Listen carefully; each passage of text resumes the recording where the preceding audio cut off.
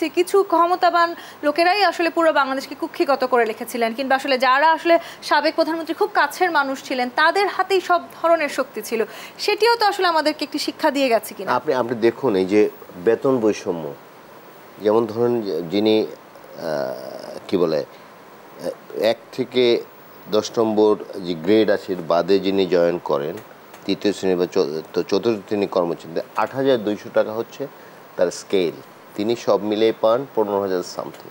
এই নগরীতে আমার খুব মায়া লেগেছে, এই নগরীতে 15,000 টাকা একজন লোক থাকা যায়। এবং আরেকটি বিষয় খুব তারা উল্লেখ করেছেন, আমি একটা অনুষ্ঠানে ছিলাম, মান্না ভাই ছিলেন, তারপরে সাকি ছিলেন, তারপরে বিপিনুর ছিলেন, যে এরা কিন্তু আবার ফ্যামিলি ওরিয়েন্টেড বেশি, যাদের আয় কম।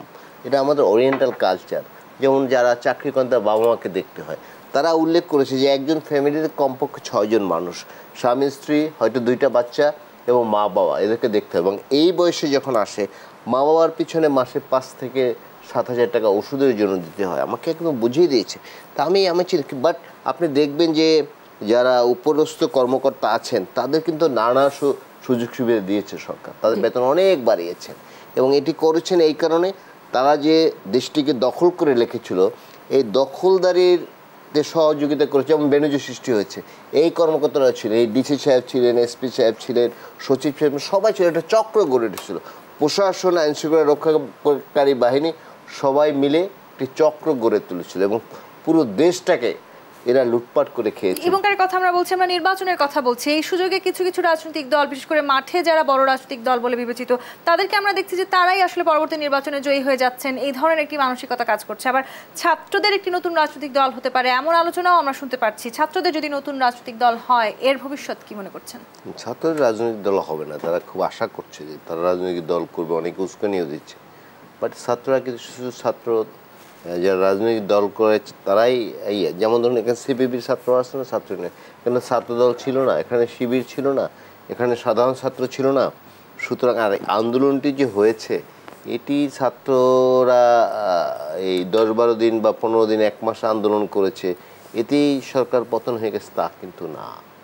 গত 15.5 বছর ধরে যে দুর্বিনীত শাসন চলেছে, যে ফেসিজম চলেছে, নানা মানুষের মধ্যে ক্ষোভ ছিল, সবগুলো ছিল। বিএনপি মহাসচিব প্রায় বলতেন যে এখন যে অবস্থায় দেশ আছে, একটি স্ফুলিঙ্গ, একদম অগ্নিগর্ভ দেশ, একটি স্ফুলিঙ্গ হলেই এটা পুড়ে যাবে, সেটি হয়েছে। সুতরাং ছাত্রদের সব ক্রেডিট নেওয়ার কিন্তু সুযোগ নেই, যদিও তারা অনেকে ভাবছেন, আমরা কথাবার্তা শুনে মনে হয় যে তারাই সব কিছু করেছে, বিষয়টা কিন্তু আবার ছাত্ররা যখন ডাক দিয়েছেন, আমরা সাধারণ জনগণকে এক হতে দেখেছি, যেটি হয়তো রাজনৈতিক দলগুলো পেরেছে কিনা সেটি নিয়ে তো একটি প্রশ্ন আছে। রাজনৈতিক দলগুলো পেরেছে। রাজনৈতিক দল যখন সরাসরি রাজনৈতিক দল, যেমন আমি 28 অক্টোবর বোধহয় প্রোগ্রাম ছিল বিএনপির, একটা বিশাল প্রোগ্রাম ছিল, লক্ষ লক্ষ মানুষ ছিল, কিন্তু তখন আওয়ামী লীগের আক্রমণ করা সহজ ছিল, যে তার প্রতিপক্ষের উপর আক্রমণ করেছে। ছাত্রদের উপর যখনই তারা আক্রমণ করতে গেছে, আপনি দেখুন এবার আন্দোলনে অনেকগুলো দিক রয়েছে। যেমন পাবলিক ইউনিভার্সিটি মিডল ক্লাস ফ্যামিলির বাচ্চারা পড়ে,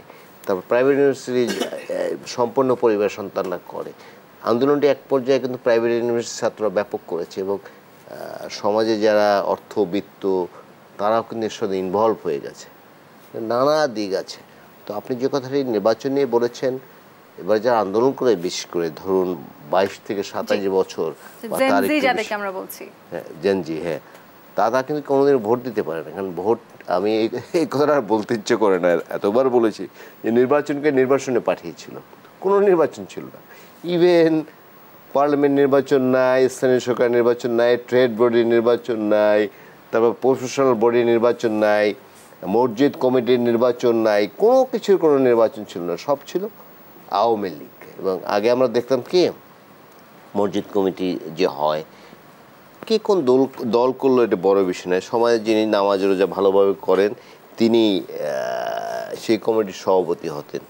কিন্তু এবারে দেখলাম যে এই গত 3-4 দিন আগে বা তার একটু আগে বোধহয় একটা ঘটনা শুনলাম যে একটি মসজিদে ইমাম সাহেব মদ্যপানের বিরুদ্ধে ওয়াজ করেছিলেন, জুমায় খুতবা হয় না, কিন্তু সেই মসজিদ কমিটির যিনি সভাপতি ছিলেন ভদ্রলোক আবার একটু মদ্যপান করতেন, এই জন্য ওই ইমাম সাহেবের চাকরি চলে গেছে। উনি কেন?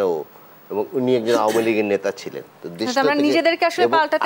একটি উদাহরণ দিয়ে শেষ করব। আপনি দেখুন বাইতুল মোকাররম আমাদের জাতীয় মসজিদ, এখানে সেখানে ইমামকে পালিয়ে যেতে হয়েছে। দলীয়করণে কোথায় নিয়ে গেছিল দেশটি? বাইতুল মোকাররমের খতিবকে পালিয়ে যেতে হয়। সুতরাং আমরা চাই আর যেন এগুলো বাংলাদেশে না ঘটে।